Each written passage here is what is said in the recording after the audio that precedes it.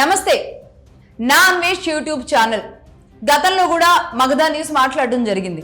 సీతాదేవి ద్రౌపదిని ఇష్టం వచ్చినట్టు మాట్లాడిన సమయంలో అతడు థాయిలాండ్ గురించి అలాగే భారతదేశం గురించి థాయిలాండ్ లో గొప్ప మహిళలు ఉన్నారు భారతదేశంలో లేరు అంటూ ఇక్కడున్న మహిళలని అసభ్యంగా తక్కువ చేసి మాట్లాడిన విధానం ఒక వీడియో చూసిన తర్వాత నేను దాని మీద స్పందించడం జరిగింది. నిజంగా ఆ సమయంలో నేను చెప్పాను, చిన్నప్పుడు తాగిన ఉగ్గుపాలు కూడా బయటికి రావాలి, ఒక మంచి మాస్టర్తో ఒక బెత్తం పట్టించి కాళ్ళ మీద చురుకు తగిలేలాగా కొట్టాలి అని చెప్పాల్సి వచ్చింది అంత కఠినంగా.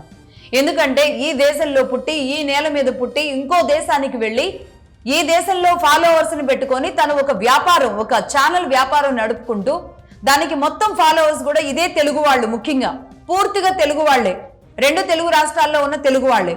వీళ్ళు చూడడం వల్ల దీని ద్వారా వచ్చే ఆదాయం వల్ల బతుకుతూ అనేక దేశాలకి మారడానికి తను ఫ్లైట్ టికెట్స్ కి అతడు అనుభవించడానికి అన్నింటికీ కూడా ఇక్కడ ఉన్న వాళ్ళు చూడడం ద్వారానే వచ్చిన డబ్బులతో ఈ రోజు అనుభవిస్తూ తను అన్ని రకాలుగా ఉంటూ కూడా ఏం మాట్లాడుతున్నాడు? భారతదేశాన్ని అసహ్యంగా మాట్లాడుతున్నాడు, భారతదేశ మహిళలను అసహ్యంగా మాట్లాడుతున్నాడు. థాయిలాండ్ మాత్రమే గొప్ప దేశం అని ఆనాడు మాట్లాడినప్పుడు నేను స్పందించడం జరిగింది. అది కాస్త ఇప్పుడు ఎక్కడికి వెళ్ళింది అంటే అతడి మీద మరి పోలీసులు సీరియస్ అయ్యారు. పోలీస్ కంప్లైంట్స్ వెళ్ళి కరాటి కళ్యాణి గారు లాంటి వాళ్ళు, అలాగే ఆస్ట్రేలియాలో రామ్ గారు అండ్ టీం లాంటి వాళ్ళు అందరూ కూడా ఆస్ట్రేలియాలోకి అసలు ఇతన్ని రానివద్దు అంటూ కూడా హుకుం జారీ చేశారు. ఏ ఎయిర్పోర్ట్ లో కూడా ఆస్ట్రేలియాలోకి అతను ఎంటర్ అవ్వడానికి కూడా వీలు లేకుండా వాళ్ళు ఆంక్షలు పెట్టారు, అంత పకడ్బందీ ఆంక్షలు పెట్టారు. తెలుగు వాళ్ళ పరువు తీయడానికి ఆస్ట్రేలియాకి వస్తాడు, ఇతను ఆస్ట్రేలియాకి రావడానికి వీల్లేదు అని చెప్పారు. సో ప్రస్తుతానికి ఇప్పుడు థాయిలాండ్ లో బతుకుతున్నాడు, థాయిలాండ్ లోనే ఉన్నాడని తెలుస్తుంది. ఇప్పుడు మళ్ళీ ఇతడు రీసెంట్ గా ఇంకో వీడియో చేశాడు. నా ఇన్స్టా అకౌంట్ తీసేశారు అంటే నా ఒక్క చెయ్యి ఎరగొట్టారు, ఇంకో చెయ్యి ఉంది, ఇంకా 2 కాళ్ళు ఉన్నాయి, ఇంకా నా మొండె ఉంది, అలాగే నా తల కూడా ఉంది. ఇవన్నీ తీసేసినా సరే అంటే నా తల మాత్రం బతుకుంటుంది, అదే నా యూట్యూబ్ ఛానల్. మీకు దమ్ము ధైర్యం ఉంటే నా తల లేపేసేయండి అంటున్నాడు. అంటే ఆ యూట్యూబ్ ఛానల్ లేపేసేయండి అని ఓపెన్ ఛాలెంజ్ విసురుతున్నాడు. అతడు ఆ సందర్భంలో బత్తాయిలు అంటూనో ఆరెంజెస్ అంటూనో ఏదో మాట్లాడుతూ ఉంటాడు. అంటే ఇది కాషాయాన్ని మాట్లాడుతున్నాడా, హిందుత్వాన్ని మాట్లాడుతున్నాడా, లేదంటే ఏదైనా పార్టీ అంటే కనుక బీజేపీని మాట్లాడుతున్నాడో ఏమీ అర్థం కాదు. కానీ ఇష్టం వచ్చినట్టు మాట్లాడుతున్న ఇతడి వ్యాఖ్యలు ఏవైతే ఉన్నాయో దీని మీద మళ్ళీ ఇవాళ కరాటి కళ్యాణి గారు పంజాగుట్ట పోలీస్ స్టేషన్కి వెళ్ళి మళ్ళీ కంప్లైంట్ ఇవ్వాల్సి వచ్చింది. ఇతడు ఇలా మాట్లాడుతున్నాడని ఆ వీడియోతో సహా చూపించి చెప్పడం జరిగింది. రైట్, ఇక్కడ దాకా బాగానే ఉంది. దీని మీద ఇప్పుడు పోలీసులు లుకౌట్ నోటీసులు ఇచ్చారు. అంటే ఇతడు ఇండియాలో కానీ ఎక్కడ కానీ ఎవరికి కానీ కనబడితే గనక పట్టుకొచ్చి లోపల పడేసేలాంటి లుకౌట్ నోటీసులు ఇప్పటికైతే ఇచ్చారు. మరి దీని మీద ఎలా అంటే ఒక్కసారి లుకౌట్ నోటీసులు ఇచ్చిన తరువాత ఇతడు ఎక్కడ దొరికినా ఎవరైనా సరే పట్టుకునే అవకాశం ఉంటుందా? పోలీసులు భారతదేశంలోకి వచ్చినప్పుడు మాత్రమే లుకౌట్ నోటీసుల్లో భాగంగా అతన్ని తీసుకువెళ్తారా? భారతదేశానికి రాకుండానే ఈ నోటీసులను మనం చూడొచ్చా? మరి ఇదంతా సరే పోలీసులు ఈ రోజు తీసుకున్న చర్యలు. కానీ ఒకటి అడుగుతున్నాను నేను, ఆనాడు కూడా అదే అడిగాను. ఒక ఇద్దరిని అడగాల్సిన అవసరం ఉంది, ఒకటి ప్రభుత్వాన్ని, 2 ప్రజల్ని. ఇంకా అతని ఛానల్ని ఫాలో అవుతున్న ప్రజలు ఎందుకు చూస్తున్నారు? ఇంకా అతన్ని ఎవరికి వాళ్ళు స్వచ్ఛందంగా అతడి ఛానల్లో నుంచి ఎందుకు బయటకు రావడం లేదు? మరీ ముఖ్యంగా ఇన్స్టా అకౌంట్ అప్పుడు అది పోతే ఎంత అతడు ఓపెన్ గా చూయించాడు, అది పోతే ఎంత అనే విషయం చెప్పడానికి తను ఏకంగా తన వెంట్రుకను చూపించాడు, ఆ ఇన్స్టా అకౌంట్ పోతే ఎంత అని. అంటే ఏంటి దాని అర్థం? ఆ ఇన్స్టా అకౌంట్ లో ఉన్న వాళ్ళు అందరూ అతడికి అలాంటి ఒక వెంట్రుకతో సమానమే అని చెప్పడమే కదా ఓపెన్ గా. అయినప్పటికీ కూడా మన వ్యక్తిత్వాన్ని, ఆత్మగౌరవాన్ని ఎందుకు తగ్గించుకుంటున్నామో అర్థం కావట్లేదు. ఎందుకు ఇంకా అతడి ఇన్స్టాని, ఫేస్బుక్ని, యూట్యూబ్ని ఎందుకు ఇంకా అందరూ ఫాలో అవుతున్నారో అర్థం కావట్లేదు. కాబట్టి రావాల్సింది ఫస్ట్ ప్రజల్లో మార్పు రావాలి, అతడి అకౌంట్ని ఇంకా ఫాలో అవుతున్న వాళ్ళలో మార్పు రావాలి. ఒక భారతదేశానికి అతడు సవాల్ విసురుతున్నాడు, నా తల తీసేయండి దమ్ముంటే, నా అకౌంట్ క్లోజ్ చేయండి దమ్ముంటే అంటున్నాడు. అంటే భారతదేశంలో ఉన్న భారతీయులకు సంబంధించింది కాదా ఇది?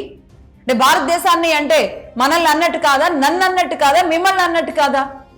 దట్టు అందులో ఉన్న వాళ్ళు, చూస్తున్న వాళ్ళు, అతన్ని ఫాలో అవుతున్న వాళ్ళు తిట్టడానికి కూడా ఉండాల్సిన అవసరం లేదు. ఆ అకౌంట్లో తిట్టడానికి కూడా ఉండాల్సిన అవసరం లేదు. ఇది భారతదేశం అన్న ఫీలింగ్ మనలో ప్రతి ఒక్కరికి ఉండగలగాలి.